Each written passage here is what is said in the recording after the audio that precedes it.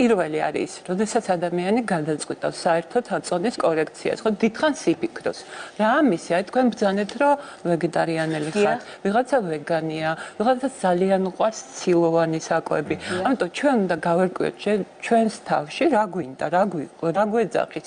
და როდესაც მიდიხარ უკვე ექიმთან, ნუტრიციოლოგთან, ამას ყველაფერს რო უყვები, თან ხო ეუბნები, რომ არ შემიძლია 100 გრამი, არ შემიძლია კალორიების დათვლა, არ შემიძლია 8 საათის მერე ავჭამო, იმიტომ რომ მხატვარი ვარ და 3-ზე ვიღვიძებ და რაღაც ეგეთი.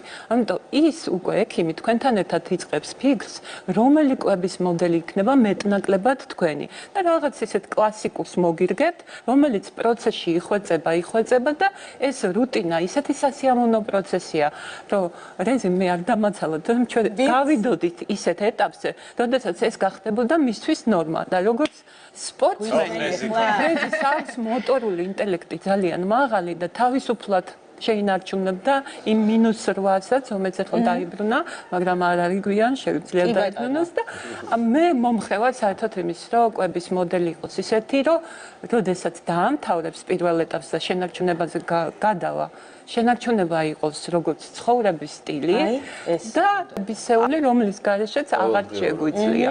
ანუ ეს უბრალოდ ავტოპილოტს ვეძახით და არანაირად არ გვიმძიმებს ჩვენს ცხოვრებას. დასაწყისში, რა თქმა უნდა, ცოტა უფრო რთულია, რაღაცა უნდა დავითვალოთ, რაღაცა უნდა ამოვიღოთ, რომ შედეგი დავდოთ და მე ისე არის მოტივირებული ადამიანი და ეხსნება, როგორც ბაჩომ თქვა, მეორეც თქვა, რომ რო ეხვეწო ჭამეო, არ შეჭამს, იმიტომ რომ უკვე რა მოაქვს ამას, არა მარტო მინუს კილოგრამები, რაღაც სხვა შეგრძნება და ეს სანამ განცდაში არ მოგეცემა, ვერ დაუმტკიცებ.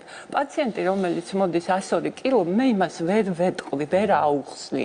რა განცდა იყოს 60 კილოგრამი, ან 62. ის უნდა დავივიწყოთ კუპატები და ელარჯები? არა, არ უნდა დავივიწყოთ. მაგრამ ჩვენ უნდა გქონდეს როგორი ღირსეულად უნდა დავარღვიოთ. მე ვეძახი კვებითი ხულიგნობის დღეები და მეც ვაკეთებ სხვათა შორის, ახლა სულ დიეტაზე ძალიან მიდრეკილი ვარ ჭარბიწონისკენ, მაგრამ როდესაც რაღაცა ძალიან ხმამაღლა მეძახის, ვფიქრობ რა გავაკეთო? თუ შევჭამ ზომიერად, ხვალინდელი დღეც ხო იქნება ზეგი. ანუ არ შეიძლება მუდმივ სტრესში იყო. ისედაც ბევრი სტრესი გვაქვს ცხოვრებაში. და აი ასე ვინც მომყვება, ყველა დამეთანხმება, რომ ასე რუტინა უკვე გადადის რაღაც სასიამოვნო პროცესში.